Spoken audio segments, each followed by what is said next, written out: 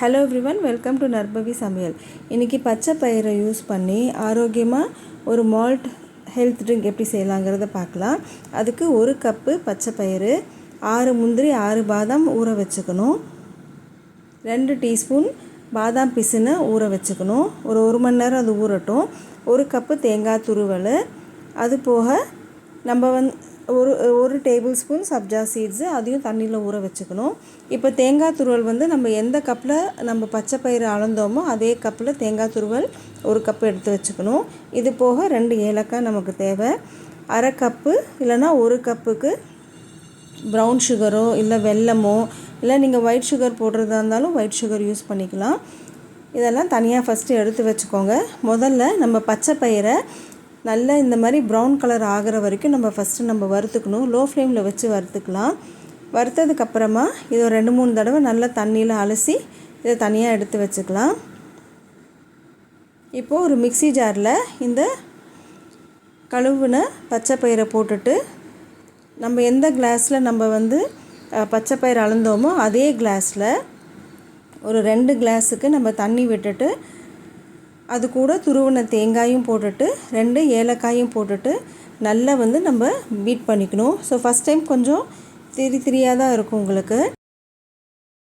இப்போ அதை ஃபஸ்ட்டு வடிகட்டிட்டு அதே அந்த திப்பியை மறுபடியும் மிக்ஸி ஜாரில் போட்டுட்டு இன்னும் 1 கிளாஸ் தண்ணி விட்டுட்டு நல்லா நைஸாக அரைச்சிக்கலாம். இல்லை இன்னும் 2 கிளாஸ் தண்ணி கூட விட்டுக்கலாம். நல்லா நைஸாக அரைச்சிக்கணும். இப்போ இது நல்லா நைஸாக இருக்கும். இப்போ அதை மறுபடியும் வடிகட்டி எடுத்து வச்சுக்கணும். இப்போ மறுபடியும் அந்த திப்பியை போட்டுட்டு இன்னொரு கிளாஸ் தண்ணி விட்டுட்டு நல்லா அரைச்சி எடுத்து வச்சுக்கணும். இந்த அரைச்ச விழுது இருக்குது இல்லைங்களா, அதை தனியாக எடுத்து போட்டுடலாம். இப்போது அந்த மால்ட்டு உங்களுக்கு கிடச்சிருக்கும். அது கூட நாட்டு சர்க்கரையை போட்டு ஒன்று மிக்சியில் ஓட்டிக்கலாம், இல்லைனா சும்மா ஒரு கரண்டி வச்சு நல்லா கிளறி விட்டுக்கலாம். இதையும் மறுபடியும் ஒரு தடவை வடிகட்டிக்கணும். வடிகட்டிட்டு இப்போ இன்னொரு சின்ன மிக்ஸி ஜாரில் ஊற வச்சுருந்த பாதாமும் முந்திரியுமே போட்டு நைஸாகவும் நீங்கள் அரைச்சிக்கலாம். இல்லைனா கொஞ்சம் குறைன்னு அரைச்சிக்கிட்டால் குடிக்கும்போது அது வாயில் தட்டுப்படும். அந்த ஒரு ஸ்டேஜுக்கு இதை இது பண்ணிவிட்டு ஏற்கனவே கலக்கி வச்சுருந்த அந்த மால்ட்டு கூட அதை மிக்ஸ் பண்ணிக்கணும். இப்போது ஊற வச்சுருந்த பாதாம் பீஸனும் சப்ஜா சீட்ஸும் இதுக்குள்ளே போட்டுட்டு நல்லா கிளறி விட்டுக்கணும். இந்த ஸ்டேஜில் உங்களுக்கு சுகர் கரெக்டாக இருக்கா செக் பண்ணிக்கோங்க. கரெக்டாக இருந்தது அப்படின்னா இது கூட ஐஸ் க்யூப்ஸ் போட்டு நல்லா மிக்ஸ் பண்ணிக்கோங்க. அதை அப்படியே நீங்கள் சர்வ் பண்ணிக்கலாம். இல்லைனா கொஞ்சம் நேரம் ஃப்ரிட்ஜில் வச்சுட்டு கூட சர்வ் பண்ணலாம்.